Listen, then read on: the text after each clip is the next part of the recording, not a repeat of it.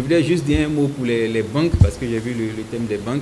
Malheureusement, il n'y a pas de banquier ici, donc je suis obligé de ravaler tout ce que j'avais à leur dire, qui disent que l'agriculture est risquée, ainsi de suite, on ne peut pas financer parce que, bon, ça, j'en conviens, ils ne veulent pas prendre des risques. Je leur réponds chaque fois, vous êtes le seul métier au monde où les cours que vous prenez, vous passez 5 ans d'études supérieures pour apprendre à prendre des risques.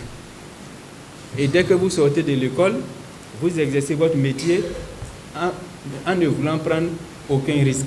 Bon, ça c'est quand même... La banque, c'est le risque. Il n'y a pas autre chose. La première des choses. La seconde,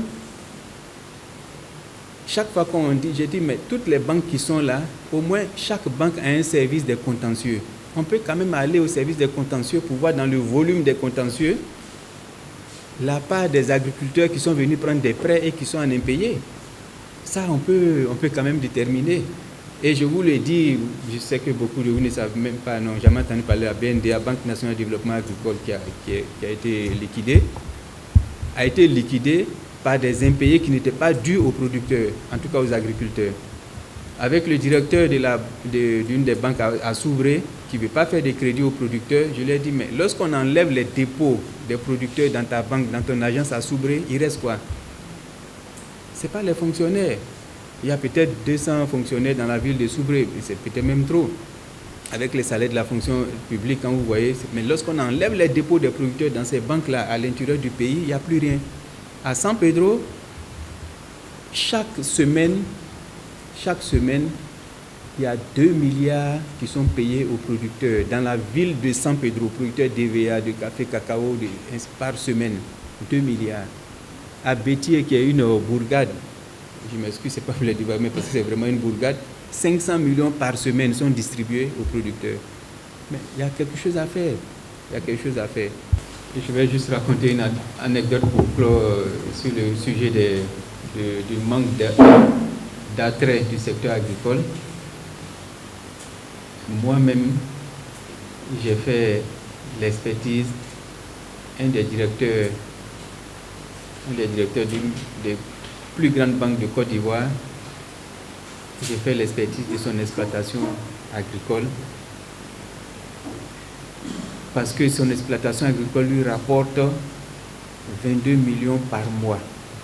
Je lui dis, mais tu fais quoi assis au bureau? Non, l'agriculture c'est risqué, c'est ton métier là qui est risqué. Parce que tu es un employé quelque part où on peut dire c'est plus risqué que ce qui te rapporte 22 millions par mois. Si ton métier, ton salaire où tu es, te rapporte plus de 22 millions par mois, ça doit être parce que tu es dans des choses peu orthodoxes. Sinon, ça ne peut pas être possible.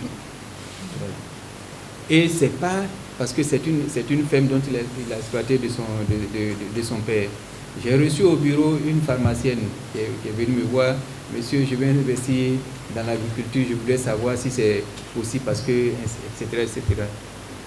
Comme j'avais pris la peine de me renseigner sur elle, pour recevoir quelqu'un, il faut s'y renseigner. Je lui dis, mais madame, vous êtes mal placée pour me poser cette question. Votre père a été ministre dans ce pays. Ça fait 20 ans qu'il n'est plus ministre. Il vit de quoi? Puisque je le connais. Il ne vit que de son exploitation agricole et il a un train de vie supérieur à ce qu'il avait lorsqu'il était ministre. Elle me dit, ah, monsieur Ndiaye, vraiment ce que vous dites là vient de me frapper parce qu'effectivement, papa, chaque 2 semaines, je vais le voir avec mes enfants. Et quand on part à ses petits-enfants, donc, ils sont 2, il remet chaque fois le minimum qu'il leur donne pour leur argent de poche, parce qu'il aime ses petits-enfants, c'est 2 millions de francs CFA. Or, il n'a que ses plantations. Et encore, je témoigne, je confirme que lorsque ma pharmacie a des difficultés, parce qu'il y a des moments où il y a des périodes creuses pour elle, c'est son père qui lui apporte de l'argent pour pouvoir remettre la pharmacie à flot pour continuer. Donc, entre une pharmacie, dans ce cas d'espèce, et l'agriculture, qui est plus risqué que l'autre? Bon, je ne vais pas continuer le débat, mais vraiment, ces affaires de risque, c'est trop risqué et autres là. Je dis, voilà, être gérant d'un maquis est plus risqué que être propriétaire d'une ferme. On peut prêter au gérant de maquis, on ne peut pas prêter au fermier. Et ce sont les ressources, les dépôts des producteurs dans vos banques qui font que vous avez des produits pour vous payer vous-même vos salaires les plus élevés sur la place, sur le marché du travail en Côte d'Ivoire.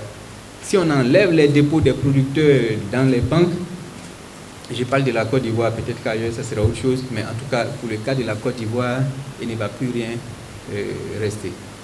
Voilà, ça je sais de quoi je parle.